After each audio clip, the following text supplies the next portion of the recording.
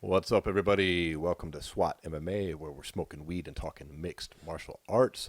My name is Jarrod. I'm here with Paul. What up? We're coming to you from the fight capital of the world, Las Vegas, Nevada. This is episode number 74, and today we're going to be talking all about Bellator number 245 and 246, UFC Fight Night Vegas number 10. And we're also going to be taking a look at the rumors of Nick Diaz possibly returning to action in the UFC's welterweight division after a 5-year absence. Before we dive into all of that, though, let's get started with our weed of the week. Smoke weed every day.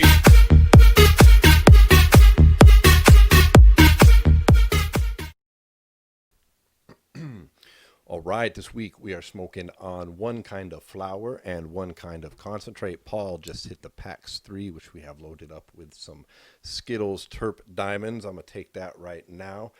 Skittles, Grape Ape, and Grapefruit. And, of course, Terp Diamonds are THCA crystals. Rocking, what is it, Paul, like 95% THC? Yeah, something like that. Sitting in a nice, fine sauce of terpenes to add some flavor. I'm going to hit this. You tell me what you think. Oh, we also got some Blue Dream for flower. Yeah. Blueberry crossed with haze. West Coast Blue staple. Dream. Classic. I'm going to hit this here. Yep. Well, and then this weekend coming up, we also do have, we got a different kind of weekend. Normally it's the UFC kind of, taking over all the headlines, but I feel like the Bellator cards coming up on Friday and Saturday are just way better than the UFC. You know what, Paul? Let's be real here. It doesn't take a lot of effort to make a card that's a lot better than whatever UFC card happens to be on right now. Yeah. It's been pretty bad here lately, and this upcoming card, the headline fight is good. Mm-hmm. It's Michelle Waterson versus Angela Hill. Angela Hill. Yeah. Used to be better. That was the co-main event. Yeah. To be fair, some of these things are getting knocked out by COVID. It is what it is. But they're also filled with a lot of fillers. Contender series guys. Yeah, fillers. So, but Bellator, a lot of interest in both of those cards. Back to back. We got Friday and Saturday. Making up for lost time. I like it. And I got to say, all the way down the line, both of those cards are better than any that the UFC has put on as a whole in a while. UFC's probably had better headliners ultimately, but cards overall, these two Bellator ones are pretty nice this weekend. Yeah, honestly, it sucks too because if you look back, that first card when we came back with the UFC, when it was Henry Cejudo versus Dominic Cruz, and what was the main event? It's beside the fact. Oh, Gaethje Ferguson. Yeah, it's Gaethje Ferguson. And that card was fucking stacked all the way top to bottom. And then after that, it was like 3 good fights per card. And then it kind of got to 2 fights per card. And it's been last couple cards, it's been the top 2 fights are good, and then it's a lot of up-and-coming guys underneath. And then this card's almost was meant to have 2 good fights and then a lot of up-and-coming guys, but then with one dropping out, it turns into a lot of up-and-comers and then 2 established names. Yeah, we had Thiago Santos versus Glover Teixeira at the light heavyweight division was the headliner. Yeah, and I think Glover got it. Yeah, the Glover tested positive for COVID, so that was done. Yeah. And these cards they're not deep enough to sustain these types of losses. And be especially the main event. We're just coming off a weekend of fights where it was another one where it was just a terrible lineup of fights. It was so bad they didn't give out a fight of the night bonus. And the pay-per-view before that was pretty weak as well, especially with the kind of money the UFC is asking for. Yeah. Bellator pay-per-views. But then again, have you seen what the pay-per-view lineup is for Gaethje versus Khabib? Yeah, that's looking much better. That thing is fucking stacked. Bellator's not doing the pay-per-view model. They're just on DAZN. Yeah, DAZN. And it's a lot better value right now. Supposedly they're leaving DAZN, aren't they, and going to CBS? That's what I've heard. CBS Sports. When does that happen? That's where Luke Thomas is headed as well. I wonder if he has. I wonder if that is if he's going to start. Makes sense. Think about it. If I'm CBS and I saw what ESPN did, where they aligned with Ariel Helwani at the same time the UFC aligned with ESPN, I feel like it's kind of a similar idea by them. It's take the guy who's another like big. Yeah, I mean, MMA once Ariel journalist. slid out of that kind of independent spot, Luke's really jumped up on it. I mean, Yeah. his whole viewership on YouTube has gone up, and of course, his Sirius XM radio show at one point here this year got extended to 15 hours a week of MMA content. That's amazing if you think about it. Yeah, it's a I lot. mean, that's 3 hours a day, 5 days a week. It's a lot of fillers. That he's sitting there talking about mixed martial arts on Sirius. Fuck yeah. Well, I'm happy that he got the promotion or whatever over there. That does leave a big gap, at least for Sirius XM. Yeah, shit. But yeah, if he's going to CBS Sports, Bellator is as well. That could have something to do with each other. Yeah. But right now, Bellator is a lot bigger value than if you're paying for HD versions of UFC pay-per-views. Outside of a few big ones, I mean, Yeah. True. whatever it is, what it is. Let's start with Bellator though. Yeah. 245 on Friday 245. night. We see a couple of former UFC fighters. And this is actually this main event is for the number one contender for the light heavyweight belt. Scott Coker's already announced it. The winner's getting to fight Nemkov. So we got Phil Davis taking on Lyoto Machida, which is I real like that they're not giving an interesting instant stylistic. rematch to Bader, by the Yeah, way, because he's true. had those titles for a very long time now. Yeah. And that's good. UFC. Well, would've and he hadn't fought done a at rematch. light heavyweight in 3 years though. So That's it's what I'm like saying, a yeah. lot of that had to do with him. I feel like not him losing, but I feel like a lot of that him not getting a rematch is him not necessarily wanting to be a light heavyweight. You know what I mean? It was a very convincing loss as well. But Yeah. Phil Davis versus Machida, these are two guys, Phil especially, that I think still can go somewhere in the game here. They're established names, but they're certainly not over the hill, in my opinion. Lyoto, maybe a little bit from what he used to be, but Phil's Yes, pretty freaking. in his legit. prime here. Yeah. So- So I don't know. I think Phil wins this fight. It's an interesting stylistic matchup though, because I feel like if Phil's able to implement his wrestling, I feel like Lyoto will feel it. But if he stays at range, that's where Lyoto's always dangerous. You know what I mean? He doesn't want to stay at range. Phil's striking isn't good enough to mess with Machida. I expect him to come in with his wrestling. And Yeah. get That would it make the done. most sense. Some people might find it boring, but I've always enjoyed Phil Davis's wrestling Yeah, for some Phil reason. Davis is good. I don't know why. I've always liked Phil Davis. Yeah, I thought he belonged to the Way UFC. back. I mean, he left when he was ranked like number 5. Yeah. It wasn't left. like he was washed out of the I UFC think it was or a anything. I think it was a Reebok thing, because he had a lot of outside of the octagon like he was one of the guys when that Reebok shit took over. He was pretty pissed off. Yeah, he lost a good chunk of his income, Yeah. enough So- to where he was, seriously looking at elsewhere. He just probably happened to be at the end of his contract as well, where he Yeah. could leave. I don't remember the exact circumstances, but I do remember he was ranked number 5 when he left. Yeah. It was a big acquisition for Bellator at the time. Absolutely. So, yeah, I like Davis as well. Machida, I don't know.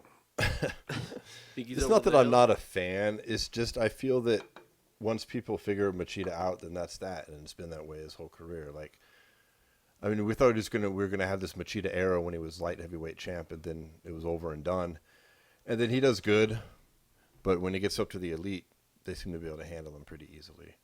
Yeah, but who at light heavyweight do you deem legitimately like real elite? Well, it's a little bit different now that he's over in Bellator. I mean, Yeah. that changes the scope of things quite a bit, which I think it's better for him. He shouldn't be in the UFC. No disrespect, but I don't really know enough about Bellator's light heavyweight division outside these top guys. I mean, Liam is still around, I presume. Yeah.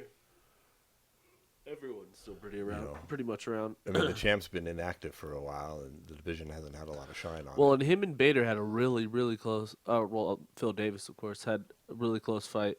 Yeah, but- I remember. So you got to think Phil Davis is definitely still there, at least a little bit. That as far as that, you know what I mean. And then Nemkov and him had a huge fight, a really close fight too. So it really comes down to where Machida's at physically. I feel like because Phil Davis is strong. He's a strong dude.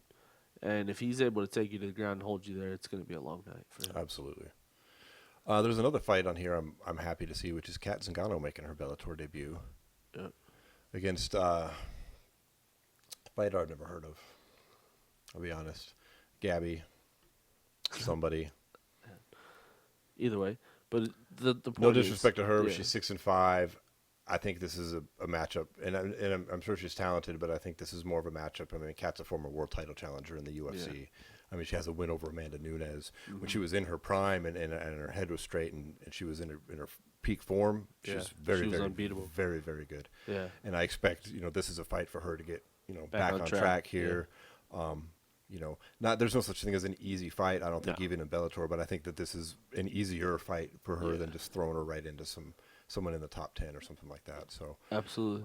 I hope Kat comes out, does well. I was reading, some comments from her online. She's excited to not be cutting weight. Yeah. She's had some surgeries here in the off season too, where she's just feeling better. It seems as a person, she's feeling better as an athlete.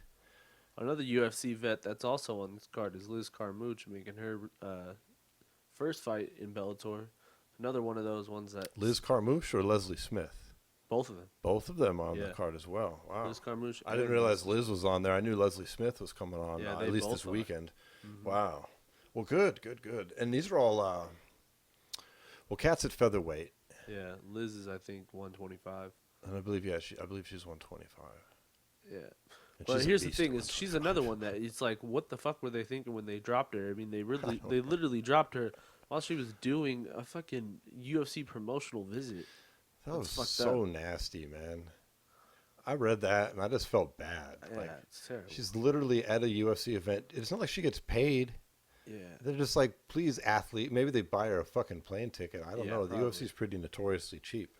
Yeah. But she's out there at a presser and then finds out over the air she's been cut. So stupid.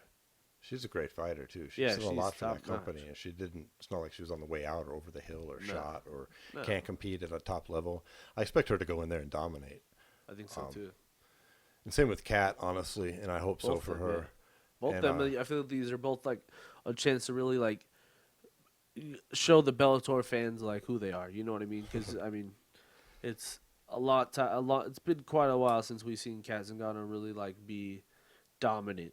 And I feel like this is a chance for her to dominate and kind of show people why she was so popular before. You know what I mean? Because, like, people like me and you know her, but, like, a lot of people that maybe aren't follow it as close. And it's all because of a twist of fate, man. Yeah. She would have been on The Ultimate Fighter, scheduled against Ronda Rousey, ended up in the big culmination of that when Ronda Rousey meant something. Yeah. She don't mean as much now in the fight game, but then that was the height of Ronda Rousey power. She was the shit. Yeah. And Kat missed out on all that. It went to Miocic Tate, and then we don't need to rehash her personal tragedies, but I couldn't be rooting for a fighter more on the Bellator card than I am for Kat Zingano. She's from my home state. Absolutely. Met her several times. She's super cool. I have a daughter. She was one of the fighters I used to like for my daughter to see, meet. She's met her before, just at fan events and like she knows us. But you know what I'm saying. Yeah. And I would bring her out when Kat would fight. Fortunately, it didn't go her way here recently. Yeah, shit. She had that freaky thing with Megan Anderson with the toe and the eye. In the eye and shit. Yeah, it's like good grief, man. It's good. She's got a fresh start though in Bellator. Yeah. And Leslie Smith too, for that matter. It's funny. I'm smiling because I like Leslie Smith. Yeah. And I'm not talking shit about her. Leslie Smith, you know who she looks down like? On her shield, bro. Her shield. She's done a lot for. She's done a lot to try to unionize mixed martial arts. So I'm not talking any shit about Leslie. Dude, you know who I like to call her though? You know what I like to call her in my head? I like to call her Jake Shields' sister. Oh wow. Dude, she looks just like Jake Shields, bro. You're an idiot. That's no disrespect. Jake Shields ain't an ugly looking man, I suppose. But dude, look at them side by side. That's Jake Shields' sister. Like they got separated at birth somehow, and they both got into fighting. Those two could be twins. But but she's one of the ones that like tried to do. Dude, she did a lot. She tried to unionize MMA, and then kind of just got released from the UFC in the end. That's why. like Dana didn't want that shit, and she's outspoken about it too. And she basically, I don't want to say she sacrificed her UFC career, but in a way she kind of did. I mean, Dana don't put up with that crap over there. And she was super vocal, and God bless her, man. I wish these friggin' fighters would listen. During that whole court case as well.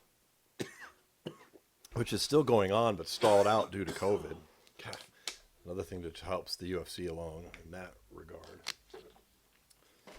But best wishes to All Jake of it. Shields' sister, You're ridiculous. Leslie Smith. You're And ridiculous. all that she's done is appreciated. I wish more fighters would listen. I mean, the UFC's got such a hold on that shit. I thought it would lessen when when the Fertittas left, Yeah. It doesn't seem to. Because it makes it so there's no real mandated things like for any situation. The UFC can kind of maneuver left and right however they want with whoever's contract they want. Yeah. You know what I mean? When you unionize and you create, like parameters as far as like this is how much it's just like any other union, whether it be NBA, all the great ones like in sports. There's if you sign a guy off the streets like you would in a UFC or something like that to fill a situation, there's a minimum you have to pay that guy no matter what. If you're in the NBA or NFL, Right. In fighting, he can fucking sign you off the street and go, "Hey, bro, you're not making any money this year. You know that, and I know that. Here's 2,500 and 2,500. Win and show." You know what I mean? Like, Hello, Contender Series. you know what I'm saying? Like that's just the reality of it. It is. Well, that's another reason that I'm happy to see these fighters over in Bellator too, because should be able to make up a difference in their fighter pay, with the sponsorships. Yeah. Well, and unfortunately, it's also kind of the athlete's fault. Like, you know what I mean? At the end of the day, it's kind of their fault. Like, Well, it's 100. It's like, they're choosing not to follow. I mean, even in the midst of this pandemic, would have been a perfect time. I mean, the last UFC card this past weekend had 7 fights on it, bro. Yeah. It Like, went from what? so 14 fighters could have Yeah. gone on strike for like better pay or unionizing or whatever. 14, and they could have shut down an entire UFC event on ESPN. I mean, just think about that. There's never been a time when they have more power in It their was hands. just the wrong people fighting. But nobody's You feel- gonna do that. Yeah, They're- it's the thing. Is no one. They're a bunch no of one- hungry fighters exactly, yeah. happy to get scraps, Yep. man. I mean, That's no, the thing, no though, when offense you to fill them, them, but when you fill the cards with these like contender series guys and all that kind of stuff, it's fucked that's up. what ends up happening. You know? You know what isn't fucked up? This Blue Dream right here. I put a bunch of fucking keef inside this as well. Hell yeah. This is very, very Well, smooth. let's get back to Bellator. So then we got Bellator 246 on Saturday night. It's going to be the main event is for the bantamweight championship, which is vacated from Horiguchi, who came down with some kind of injury or something like that. It's going to be Juan Archuleta taking on Patrick Mix, Juan Archuleta, a teammate of TJ Dillashaw's. and also Very good former fighter. featherweight title challenger He's Not like too long 26-2. His only losses are to Pitbull. Pitbull, and then the other one was early in his career. So he's very strong, and he's in there in the gym every day, fucking sparring with TJ Dillashaw, who's TJ about to make his Dillashaw, comeback in the UFC. And was training with Aaron Pico before he switched over, obviously now. But you know what I mean. That whole camp was all those guys. It was just iron. Iron sharpens iron, man. Dude, the difference in the way these raw cones, the smaller size, burn. It's night and day. I mean, we just last podcast we were talking about the XLs, the king size just burning like crap, and it's just perfect. Yeah, it's The night 3 and day. packs this past week, and they all just burned great. And they're not a sponsor, by the way. Yeah. Just yet. No, but seriously, that's nice. So that's a strong fight, man. And Mix is 13-0, risen champ, right? Well, he's a tournament champ. Tournament champ, Yeah. close enough. Yeah. Another strong He's fighter. hungry. And He's very hungry. He's got great submission game. He's got 9 submissions and 13 wins. Expect this to be a good fight. Absolutely. I don't really know who to pick. I don't care, but I'd expect Archuleta probably with the experience. Yeah, I would think Archuleta maybe. We've got a co-main event that's interesting if you like Very, your very interesting. your wrestling and your jiu-jitsu. Very interesting. We've got John Fitch versus Neiman Gracie. Both guys coming off razor close decisions to Roy McDonald as well. Yeah. Yes, indeed. Roy McDonald, who is now sitting on the sidelines because he went to PFL. True. This is a tough fight right here. I mean, Fitch is getting old, but he doesn't show any signs of slowing down. Actually, Fitch fucking drawed him, didn't he? Was it in a draw? I don't recall. That sounds Pretty familiar. sure it was. And then Homeboy just kept the belt because it was a draw. You're right. It was.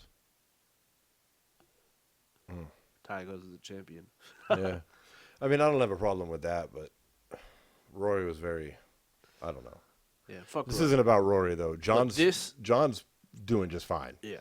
So Fitch is doing what Fitch does, which a lot of people like to say is boring. I dig it. But I admire dominance. what happens when your biggest weapon becomes your biggest Weakness, yeah. 'Cause he's really. Dude, if You know what I Neiman mean? Gracie's underneath, on the bottom, Fitch is in some danger. Well, fucking either way, if it goes to the ground, there's so many different sweeps and stuff like that Fitch, I don't know. This would be very interesting. It's gonna have to come down to Fitch controlling him on top. Like, he's gonna need to do more than just ground and pound him. He's gonna need to control his wrists and control his posture, because if he doesn't, there's just so many situations where maybe he could be pummeling him into the ground, but then he just gets a wrist or gets, throws a shot too far, and you know what I mean? He gets like a hold of him. You know what I'm saying? There's just so many other like small details that are gonna have to be sharp for John Fitch to control this on the ground. Yeah, he makes one mistake and he's in trouble. Yeah. That's basically what you're saying. Yeah. Gracie doesn't fuck around. No. So we'll Neither see. guys do, though. And honestly, you know what this could end up being? Just because both guys know how dangerous each other is on the ground, this could end up possibly end up on the feet. You know what I'm saying? Yeah, Just the worst kickboxing match you've ever seen. It could, yeah, Two for guys sure. with subpar striking. But two going great at it. grapplers striking it out. It happens. It happens for sure. It always happens, because here's the deal: is in the back of his head, Neiman Grayson's also got to be thinking is, yeah, John Fitch isn't a jiu-jitsu guy, but he's wrestled for fucking ever. He's like been wrestling. Yeah, he's been wrestling his whole entire life. So you got to think he's got to have some great like control when it comes to, movement and shit like that on the ground, because like a lot of wrestling is all wrist control and shit like that. And a guy like John Fitch has showed countless times in his career that his wrestling is superior to a lot of other people's grappling. There's some other good fights on down the card. A lot of young prospects coming in. I expect it to be pretty entertaining top to bottom. Yep. Whereas the UFC event, we'll also dive into that. UFC Fight Night 10. I can't believe it's on 10 already. Man, these things are flying by. Yeah. Flying by. I wish they'd fly by faster. As we mentioned in the intro, we did lose the main event here. This was a kill. It was an absolutely great fight for a main event. We did have Glover Teixeira versus Thiago Santos in his first fight back since losing to Jon Jones. He had a knee injury, taking him a while to come back. Then, of course, the pandemic. We had Teixeira on, a 4-fight win streak now, coming off just a beatdown of Anthony Smith. But here's the thing. I don't want to talk about this because I feel like it's going to be rescheduled in the super near future. And I feel like it's going to be added to like the next pay-per-view or something like that. I hope so, because recovery time seems to be pretty quick if you don't have any, Here's the thing, is if you're conditions in your life. So if you're either of those guys and you look at the fight that's happening on that night, I'm asking Dana White and I'm saying, hey, you already got the title that I was fucking a round away from winning up on that card. Why don't you put me in right in the main event spot, right underneath that, and we'll see who the real number one contender is, and then we'll see who the real champion is. yeah, You know what I can see mean? that. That would make the most sense and would beef up the card more. Because we talked about it, that 259, right? Mm-hmm. Is that what it is? I don't remember the number. Whatever. Irregardless. The Israel Adesanya Paulo Costa card. It was pretty weak, and then they added the Jan and the Reyes fight Right. right underneath that. And then if you add Santos and Teixeira underneath that card, that's all that card needs. Well, we wish Glover a speedy recovery from the COVID, and let's hope something like that gets scheduled pretty quickly. Because when is that? That's In the September 27th? September 29th? 29, I believe. It's 2 weeks from 2 weeks from. or so from I would recording. hope that gets Rescheduled there. Absolutely. It's almost said re-recorded. I hope so as well. Yeah. That did bump the co-main event, which is a women's strawweight. We see Michelle Watterson versus yet again in another appearance this year, Angela Hill. Who, man, I was a fan of hers since The Ultimate Fighter, and man, she's been putting in work. They robbed her of her last fight against fucking what's her name? Yes, she absolutely. I'm glad that she's getting right back on the horse here. Can't remember her and name. having another fight because she definitely should have won. She's got her hands full with the karate hottie. Claudia Gadelia. She Claudia got Gadelia, robbed against yes. Claudia. She beat Gadelia. She beat her ass and got I had robbed. her handily winning that fight. I couldn't believe she didn't. Oh my god, that was bad. And that's a big name for her to have gotten a win against too. Well, here's So- the thing. What's cool is it feels like the UFC also agrees. Yeah, because they this gave Michelle- her another this primetime Michelle matchup Watterson in a co-main fight's event huge spot. for her. It's huge. Yeah. You got Michelle Watterson, who is just always in that picture. She's been around forever. And then Angela, who's really started to become a mainstay of this division. I mean, both these. Her skills have improved, man. That girl puts in hard work. She does hard work. Oh yeah. I think she's gonna win this fight. I like it. Yeah. I think so. I think this is Angela Hill time. I think Michelle Watterson Overkill. gets this. You think? I think Michelle Watterson gets this just because I think Michelle Watterson is so downplayed. Her skills are so downplayed by the UFC. I feel like she never really gets like the big fights. I think she's very good. I just think Angela Hill's hungry. I agree, and I she's feel like this is grittier. gonna be a really good fight. But I think Michelle's just a little bit more crisp in the end. She just has It'd a be little a good bit more. name for Hill to push her into Oh, that yeah. title shot. Absolutely. So, And then there's a lot of other names on this card, but dude, let's be honest here. The prelims are better. That's the only card we can. well, dude. Okay, so why do you? So, The whole rest of the card is on the prelims. They're better Yeah. than the whole rest of the main card. like The rest of Brock the main card Weaver, is- Frank Camacho, that's a great fight. Yeah, that's on the prelims. We got Tyson Nam versus Matt Schnell on the prelims. We That's got a big fight. Modafari versus Angela Lee. Yeah. Prelims. Andre Lee. Andrea Lee. I always wanted. I had Angela on my brain from just saying. Angela But Hill. yeah, it's crazy, dude. It's crazy. And I don't know who any of And what's the. even crazier guys is are. they don't have any of these fights on the UFC website.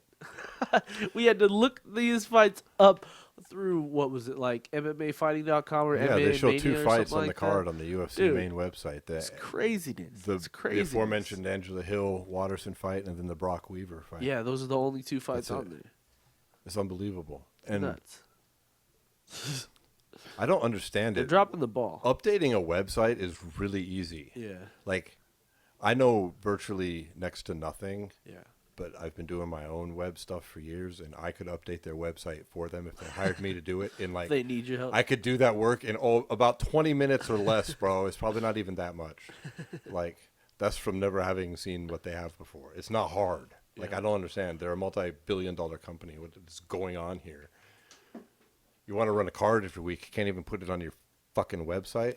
Well, that's the thing too. Is like all these cards are just like they're all getting announced like week by week. Like there's no real like, you know what I'm saying? Like it's like every 2 weeks they announce like 4 cards. Well, look, for our listeners that don't know, the UFC is contracted by ESPN and Disney Corp, whatever, Yeah. to put on 45 events this year in order to get a $750 million payout triggered. As of So right it's now, they got 25 done. Yeah, they got There's 15 25 left done. scheduled. They got 15 left scheduled, and They there's have- 2 open dates Yeah. left in the year. It perfectly nails out at their contracted amount, which is what they have to do.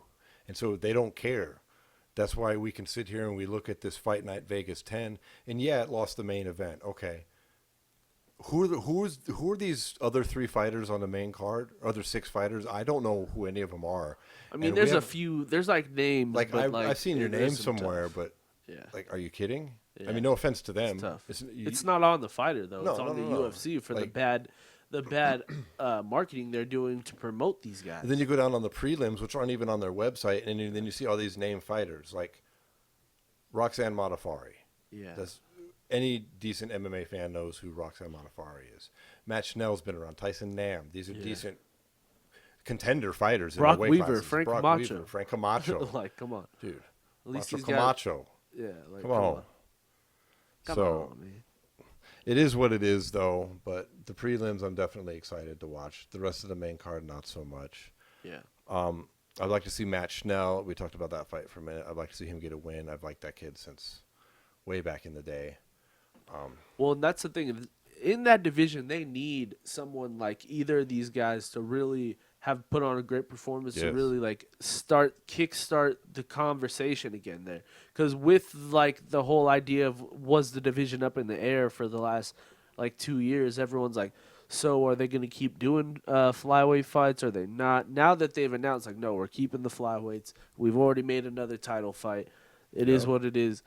Now these guys can really start campaigning for a title shot. You know, like we're going to start learning more about their personality and get an idea of where they fit in this division. Although these that guys should have be the been co-main event. Oh, I mean, absolutely. What are we doing here? And Although Modafferi and Lee should be either co-main or third. I think on it's there. like the last here? on the main card is the Modafferi. I mean, I get it's a free card, UFC Fight Pass, whatever. I don't get it. Man. But here's the thing: is like, Whatever. although Matt Schnell and Tyson have been around for a while too, like they're still young fighters. they're still contenders in their exactly, division. They're absolutely, man. Yeah. So I think it's great for the division, but I feel like this fight should be higher up on the main card for it to really get the shine it deserves. The UFC is inexplicable in their decisions. We could debate it all day long. It doesn't make sense. Yeah. Marketing fighters is the thing they do worst. Yeah. Even their champions, considering we've. I mean, since Conor retired, it's like they're game. fumbling around trying to figure out what to do. They had to have Nate Diaz come along and invent a belt out of his imagination to stir up interest. Yeah, for sure. I mean, for real, that was the biggest thing outside of the Conor fight this whole year was the BMF, right? Yeah. I mean, if I want to talk about shit that made a splash, and that's some shit that a stoner just like us just willed out of his fucking willpower into existence. Yeah, he can give a fuck. You know, unfortunately, he didn't get to He's run talking with shit, it, but yeah. True. you know, it looks like they are going to do that rematch. So let's dive into that for a second. Yeah. That's looking more and more solid here as we're going to record here today. That fight's going to get done In January, possibly. 2021. I don't know if it'll end any different, but I'm down to watch it again. I would rather Nate let's won, tie something but else it is into what this it is. real quick though. So word on the streets, Nick Diaz is coming back. If Nick Diaz and he wants to fight early 2021, why don't you do Nate versus Jorge co-main event, Nick versus whoever, and fucking God damn. that And is then the if card. Nate That loses, fucking then sells it sets so up much. Nick versus And it sets up Nick Jorge versus Jorge. Exactly. and the brothers' vengeance fight. Yep. Oh. I don't want to say I would like that to happen because that means Diaz would lose again, and I don't want that to happen. But that would be sick. And here I got it even better for you. You know who Nick Diaz is gonna fight? I hope it's not a contender for the belt. Well, But tell here's me who it's gonna be. who. It's gonna be Tyron Woodley, because recently Tyron Woodley has gone on every media space and talked about how close him and Jorge Masvidal are now, and how they train together, and he's pushed him to become the man he used to be and the fighter he used to be, and now he's his real homie. So all right, let's see it.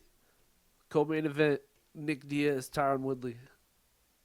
You know, that could happen no matter what goes on next week with Woodley versus Covington. 100%. Irregardless, that fight. And that would just beef that. That'd be the sickest pay-per-view ever without a title. Ooh, I'm kind of down with that, actually. It doesn't matter because I think Colby's going to beat him up anyways. But there was some heat there between Woodley and Diaz when Woodley was champ. Yeah. Woodley campaigned for that fight because that was a money fight at the time. And Woodley wanted that Diaz. It still is a money fight. And it still is. There's still some. I would watch it regardless of this Colby fight. Yeah. Which I don't think Woodley has a lot of chance to win.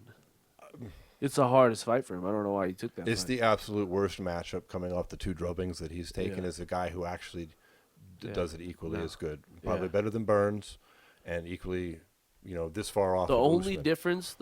difference we have here is that Woodley's good against southpaws. Colby can switch stances though. Yeah, but he generally fights southpaw. We'll see.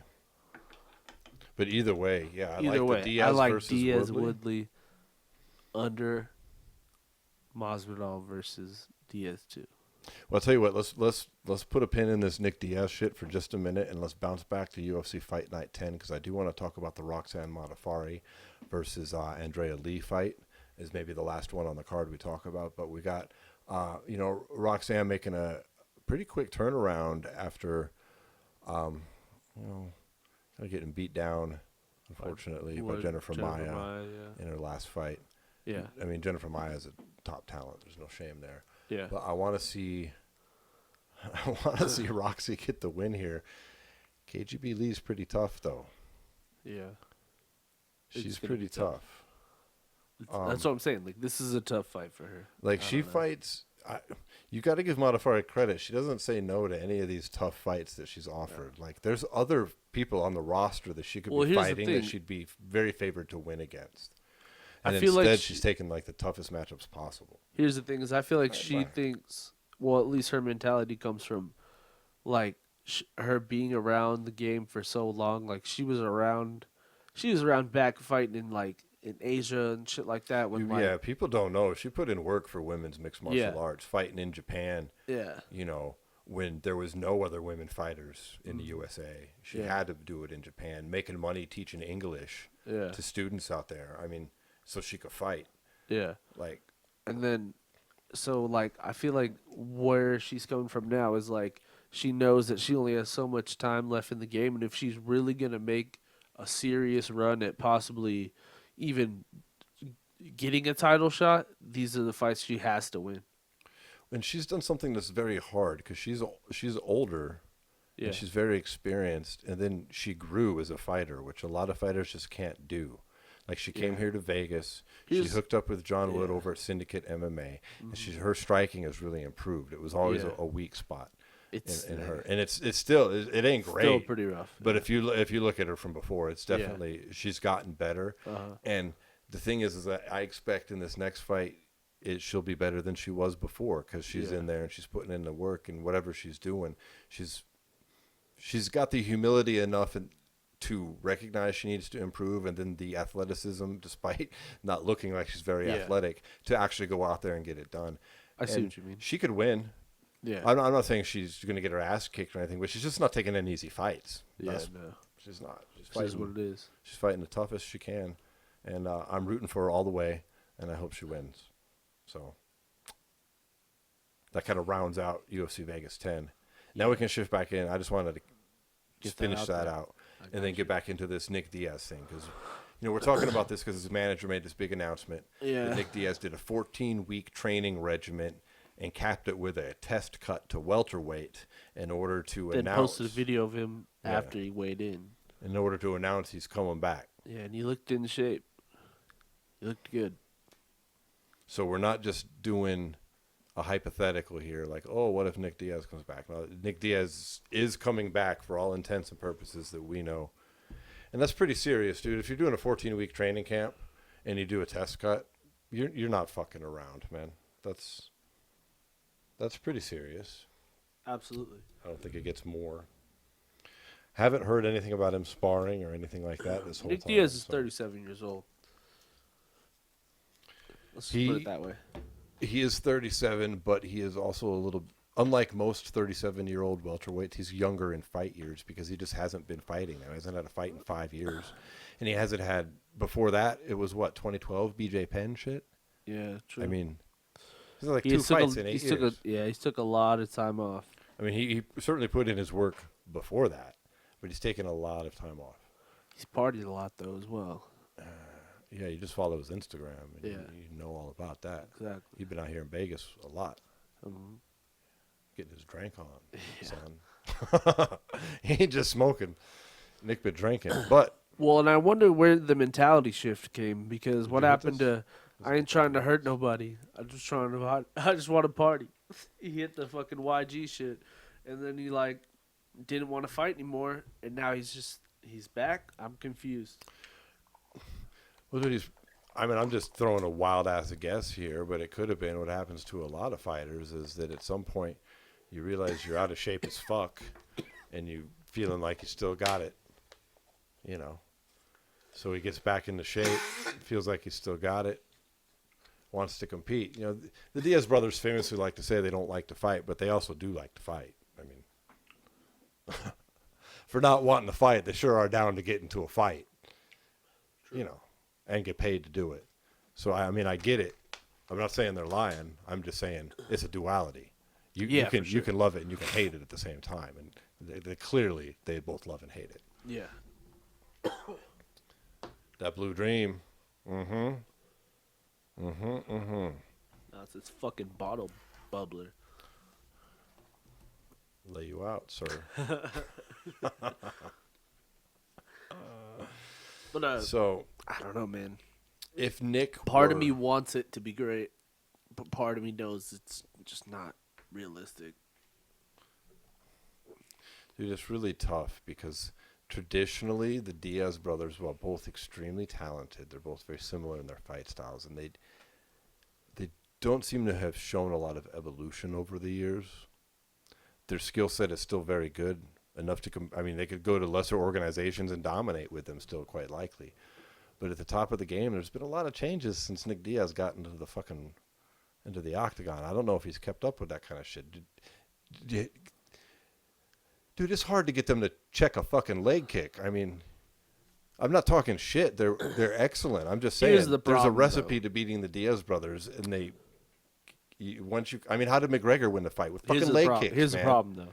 You know, Nick is definitely the superior brother of the Diaz brothers.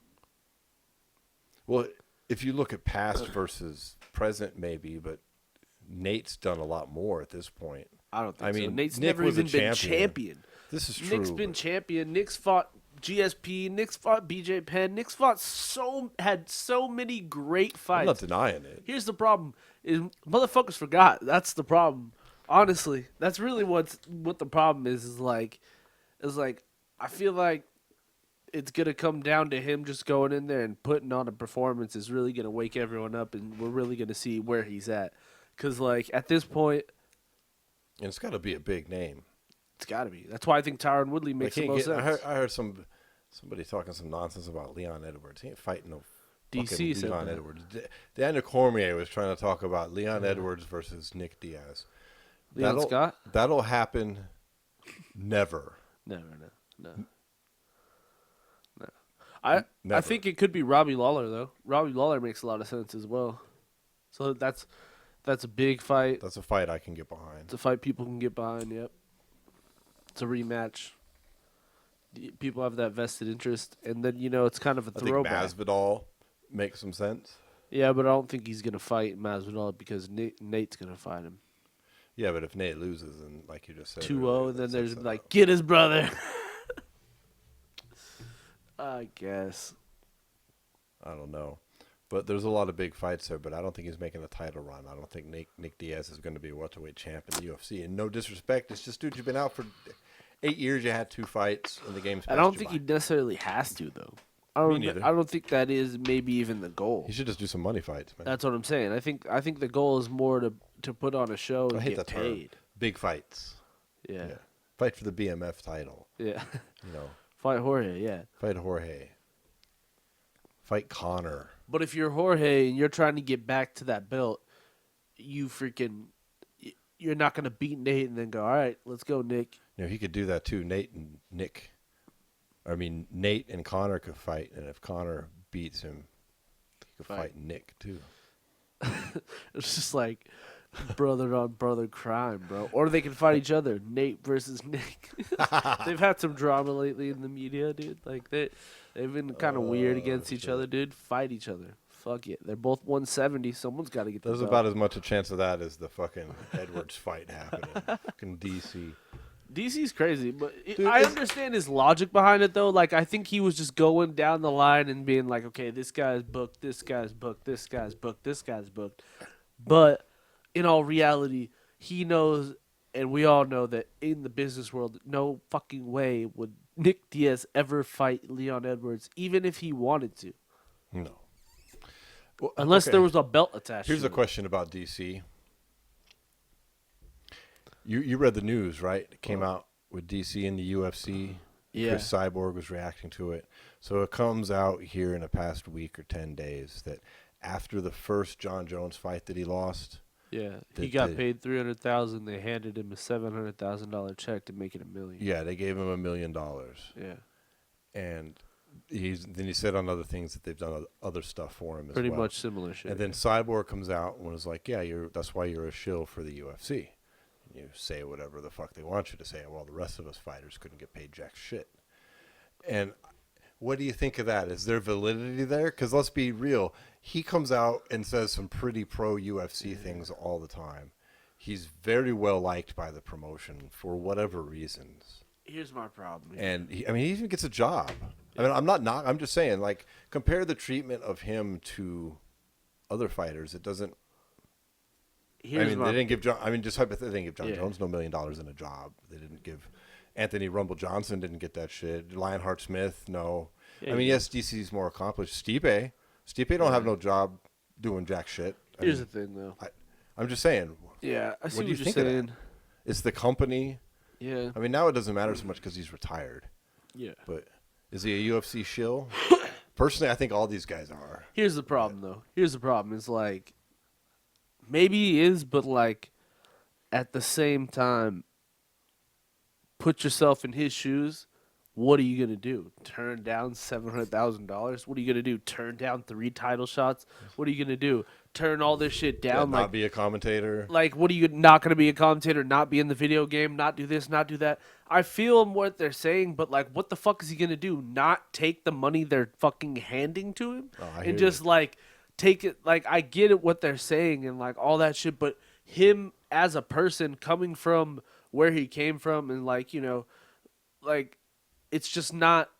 If anyone else who had came from being poor to being rich just based off of fighting, like, it's not like he's doing crazy shit for the UFC. Like, it's not like he's going out and like lying under oth for them or anything like that. He's not doing some all He's taking jobs and fucking accepting money. Like, at the end of the day, like, yeah, he's always gonna be a shill for the UFC because the UFC changed his life forever. It's not Right. because he's like against fighter pay and is like, oh, I hope no one gets paid but me. It's just me, only me. It's like, that's just the way people were attacking him like that just didn't make any sense to me. I get what you're saying. Like, yeah, 100% he's always going to be for the UFC, but it's because of what they did for him, not because he's against fighter pay or equal pay in any way. It's just people to be clear, drawing conclusions. I'm just reiterating basically what Cyborg tweeted and then what the argument here was. I agree with what you're saying, and I'm really no fan of Cormier, but what's he going to do? Say no? No, dude, keep your You're money. Giving me $1 million? I and can't fuck take you. that money. Go give that to other people. I'm sorry. That's just not realistic thinking. People like his commentary, then good. I mean, Yeah. just because I don't like it doesn't mean I don't think he should have the job. Yeah. Like, it's You just, know. it is what it is. I mean, Like, it just I'm is never what it going to is. count someone else's money and then go, you don't deserve it. Like, No, me what? neither. It's just. And I didn't understand why Cyborg would say that unless she's still just so salty about the whole UFC experience. And a lot of DC shit is all circumstantial. He got paid that $700,000 because he fucking filled in last second for the biggest fucking fight in UFC history when Gustafsson was gonna rematch Jones and Gus fucking pulled out a month before, and then DC rebuilt of him and Jones and their chemistry rebuilt one of the greatest rivalries of all time. And so the UFC gave him a $700,000 bonus. They should have. That fight, the build-up, the ESPN interview where they're talking shit behind the camera, that's fucking gold. That's like in the vault history. Like, that's shit that the UFC will never be able to recreate. You know, like 100%. that was real animosity between two guys that like had a past, and you know what I mean? Like, they deserved every single dollar they made for that shit. So for her to like try to say that he's wrong or that he's a shill because of that, she's just being salty about how her situation with the UFC went down. But don't get me wrong, like on the side of fighter pay, like yeah, he's not gonna be against the UFC after they're doing all these things for him. But you can't look to people like him to be objective. To be those He's people. not the objective judge of the UFC's business practices, and he shouldn't be. He shouldn't be because of like. Oh, I agree. You know what I'm saying? Like they're looking to the wrong people for results. And it's not that much money anyways. It sounds like a lot, but for what they did and what they went through, there's still pennies to what you fucking pay boxers that are in that same position. Yeah. I mean, come on. Blame the system. Don't blame the people that fucking benefit from the system. You know what I mean? Like for real, honestly, for real, that's really how it is. It really is that way. Because like, don't be mad at fucking DC because he, fucking gave his family generational wealth because he said yes. Like what, dude? Like, I get she's mad because her whole situation with the UFC, but that's her problem. Those are deep rooted issues between her and the promotion. That has nothing else to do with other people. She's so salty. She's salty as fuck. Like that's just really what it comes down to. Dude, you know what it comes down to? I'll fucking bet you anything, bro. It all boils back to that fucking Vanderlei Silva in a dress 100%. comment, bro. It is. That's the whole root of all this shit. Yeah, for sure. And because you know why? Because that hurt her. That shit because hurt her feelings. Being real, she looks like she could be Vanderlei Silva's sister. Jesus. And that's not being disrespectful. You look like you could be related. That's why it was like, oh, he just said it. He just said it in a real dickhead way. He said it in a real dickhead way, and it was like, oh shit. He really just said that. You know, that's what made it so fucking terrible. Yeah. And I'm not justifying his comment, but on the flip side, that is some shit to hang on to for so many years. Well, don't blame Daniel Cormier for that. What the fuck, dude? Where you're just mad at Cormier for getting treated well. Yeah, like shit. Like, damn. Sorry. Daniel Cormier, it's like, you know, I'm not a huge Daniel Cormier fan, but like at the same time, I can't deny what he's done. Like, there's no denying what he's done. He's very successful. He's a very good fighter. He's very successful. Just because I find his commentary annoying and his shtick just rubs me the wrong way. It doesn't take away his greatness or his achievements or the fact that, he should get that money. Yeah. I mean, that fight was fucking huge. He'd be fucking retarded if he didn't. I mean, what was he going to do? Just be like, you know, Dana, although you want to make me a millionaire after I've fucking fought for 30 and 30 my whole life, I'm going to take a private stand. Yeah, I'm going to take a stand right now. Because that's the problem is like, it's never going to happen because it's prize fighting. Fighting is a selfish sport, bro. Well, not even that. It's not like fucking basketball or football or any of that shit where it's like everyone has the same job and everyone in every team does one thing. And, you know, some people who do it great, they're valued at this point because they're that valuable to the team. In prize fighting, your fucking value, your value changes every single time you fight. Dude, imagine if they opened it up like boxing, though. If they used the Ollie Act and opened it up and ran it just like boxing, where you had fights put together and then promoters bid on the fucking fights. I mean, that would make more sense. Together, so you could have like a fucking Michael Chandler coming over and fighting the fucking Khabib. If the promoters just got together and bid on it and did it, you know. Yeah, that would make the most sense. I would like it. At the end of the day, solve every little thing. No, but because there's still a lot of flaws there too. Yeah. Because then the promoters get in bed with the refs and the judges and the scores and the fucking everyone. These guys would still make more money ultimately, though, I think. Yeah, true. But that's another conversation for another day. It's on the managers, right? Yeah, for real. It's really what it comes down to. I don't know what it takes to be an MMA. Attacking other fighters for taking money throughout their career is not the way to unionize. I'll tell you that. No, it's funny. Fighters are funny. Like, you see Conor, he just got named in the Forbes lists again, both the athlete list and then just the celebrity list in general. He came in at 53 on the celebrity list overall, which is pretty huge. And he pointed out the fact that doesn't include his Proper 12 profits. And people, you know, you read comments on MMA websites and people are clowning Proper 12, but you don't have to listen to Conor. It's factual that was a massive success. Yeah. Like, his Proper 12 is a huge success in the whiskey business. Yeah. Like, you can hate Conor and think it tastes like piss. Doesn't matter. Yeah. It's a huge success. Yeah. Like, he sold off, bro, a $50 million slice of Proper 12 to Cuervo Gold's owners this year. Oh shit. And that was ka-ching money. Oh yeah, for sure. That he took profits in that shit. Yeah. $50 million for it was like 30% was all. Jeez. Like his company ain't fucking around. Like Proper 12 is legit, dude. Yeah. Like when Cuervo Gold buys 30% for $50 million, that's some fucking shit. Yeah, for sure. Like you don't need, and that wasn't Connor saying that. That was like in Business Weekly. Yeah. You know, like that was a big deal in the liquor world. Yeah. So, but that doesn't get celebrated by other fighters. No. You know, it gets celebrated by a little handful, but overall, everyone should, because they should be like, damn, what can I do? Yeah. To doesn't mean you got to go out and emulate Connor, but you could see what he did still. Yeah. And figure out how Connect to the apply dots. it. Yeah. Like, I'm not saying Masvidal looked to Connor, but Masvidal did what Connor did. He went out and he changed shit up. Nobody heard of fucking Masvidal 2 years ago, 3 years ago, unless you're a hardcore MMA fan. Then he went out, he went off on his little thing, did his stuff, came back with a plan. Yep. Put it in action, and then got on the mic and did some shit. Yep. You know, more than just talking, he put it all together. Yep. You know. That's the biggest thing, though, is like, at the end of this day, you still got to fucking win fights. Yeah, you got to win the what I fights. mean? Like, you still got to win the fights. You know, but these guys will never unionize because of that. It's just too selfish of a sport that they can barely even look to the massive successes and be like, you know, hand clap here. Yeah. It's always like, fuck him and his piss water. Or, Yeah. you know, he's Shit McTapper.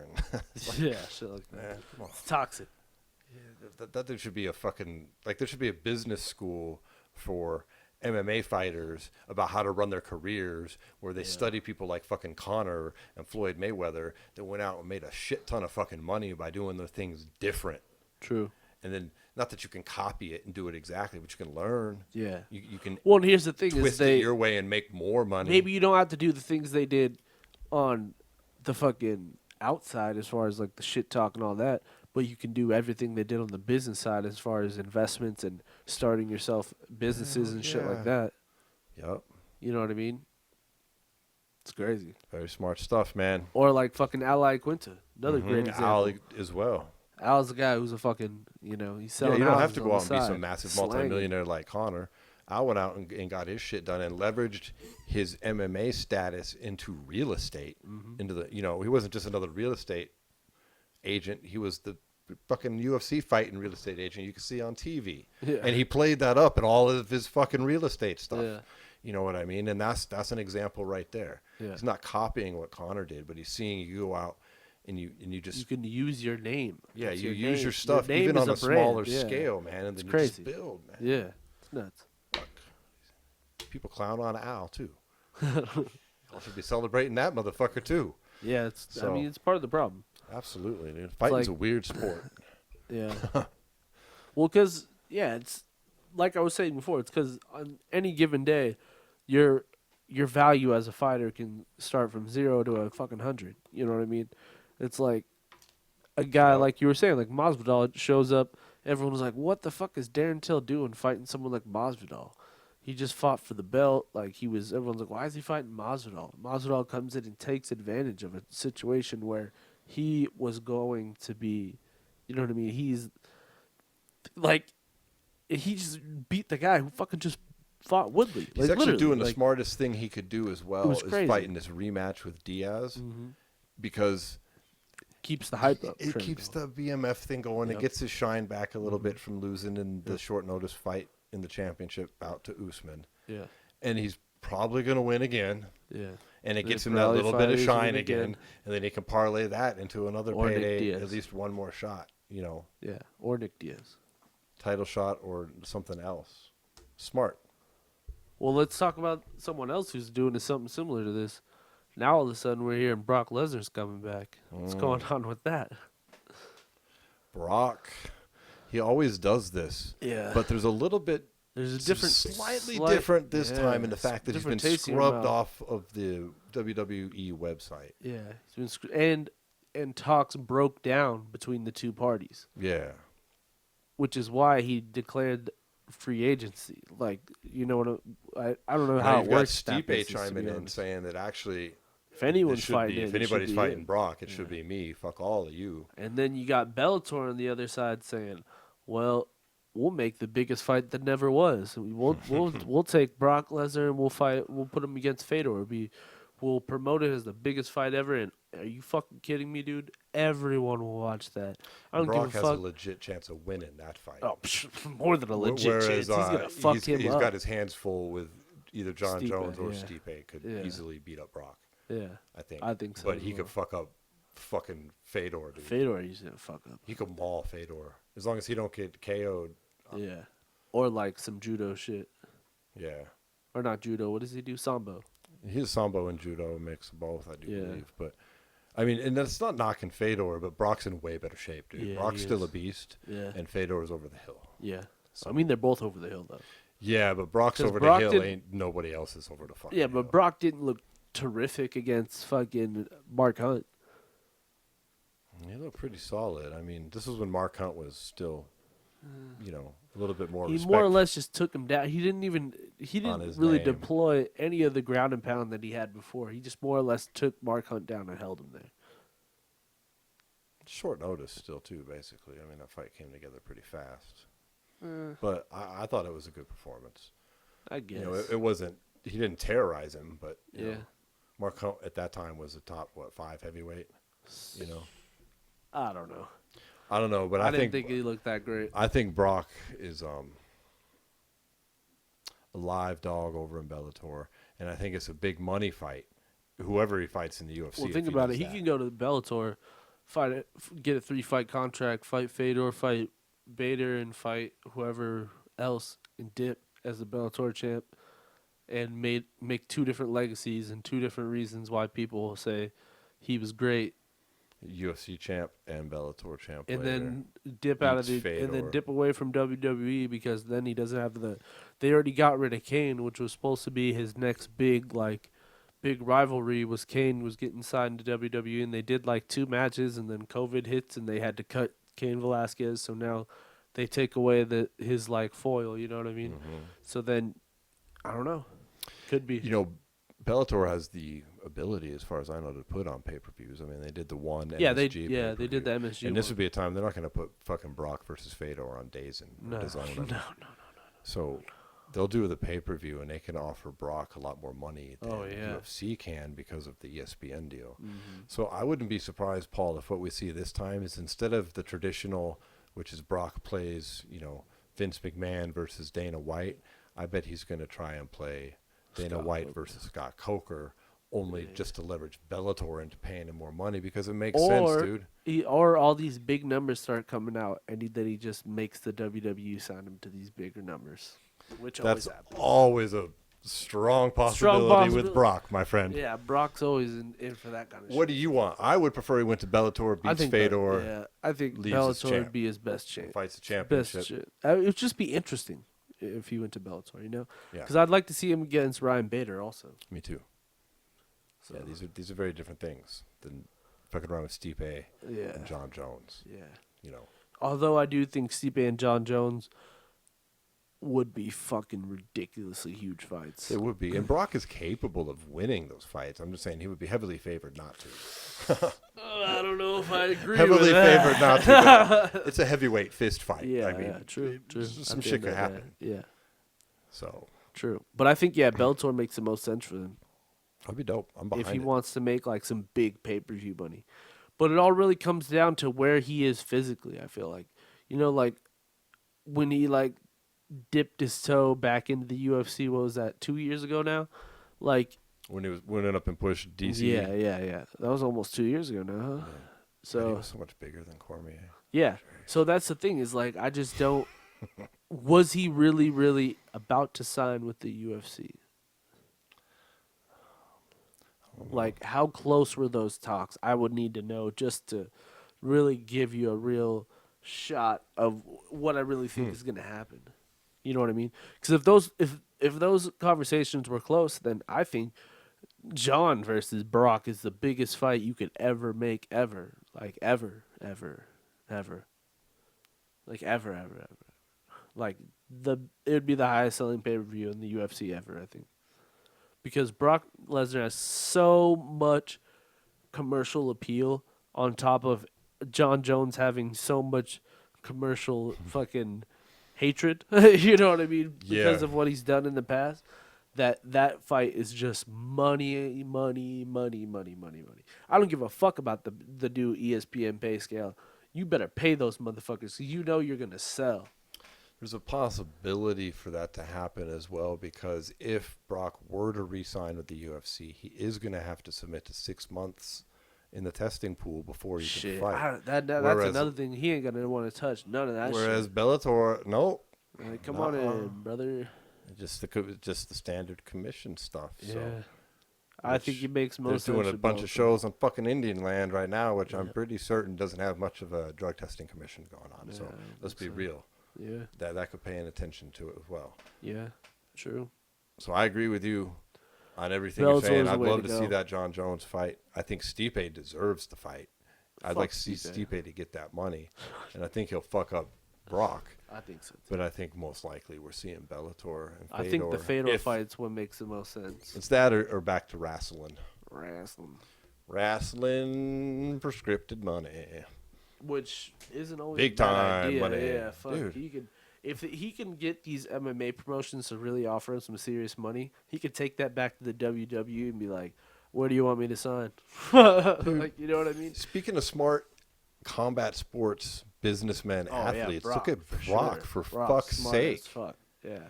And he's not one of these. He's like the opposite of All Conor. those WWE guys, Brock though. don't Look like media. Look at Brock Lesnar. Look at The Rock. Look at John Cena. Look at all their movies, all the shit they do on the side.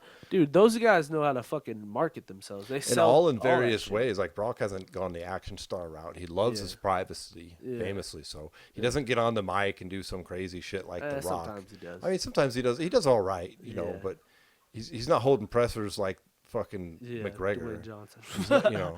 Yeah. He don't have no fucking YouTube channel following his ass around all the fucking time. True. You know. Yeah. But he still gets paid. Yeah. Paid. He gets in there and he gets the job done. And That's yeah, why. and he's exciting to watch, and he's a fuck. freak. He's very entertaining. He's a specimen. He is a specimen.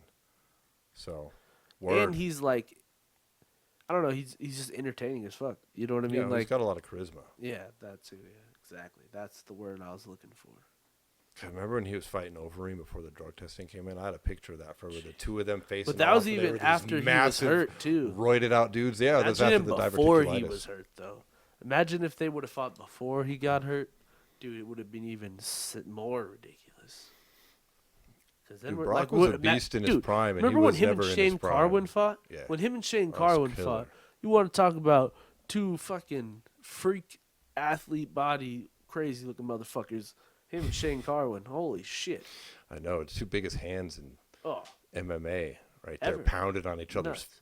faces with them giant lunch boxes attached to their arms. dude, Man, fuck. there's a good reffing in that fight too, because clearly it shouldn't have been stopped.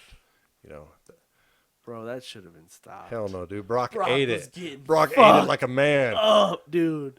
He was getting faded up But he was fine though. in the end because Shane Carwin fucking got tired.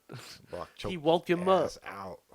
Yeah, Woke the that was a beast. sick ass fight That though. was sick stuff, I man. remember when that happened. I was like, how? How is he not out? Listen, some people don't know Brock was at like 30% in his UFC career. Oh, I don't. I mean, he had crazy health problems. Diverticulitis is no joke. Oh yeah.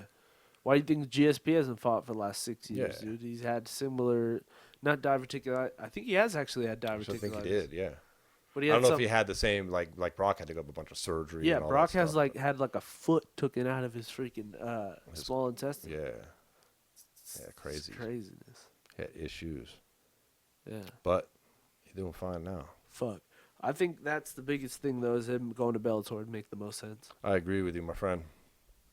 Well, I think that wraps today's show up. I think it does. Thanks for tuning in, everybody. You can catch the show on Spotify, on YouTube, Google Podcasts, anywhere that you get your podcasts from. Video on YouTube. We're still on WBUZ95, radio.net, and the Orange Radio app. You can get all that information where? SWATMA.com, where you can head over there, click the gear button, buy yourself a t-shirt, support the podcast. We're going to get back to smoking this blue dream over here. Hope you're puffing on something good, too. We'll see you next week. Peace.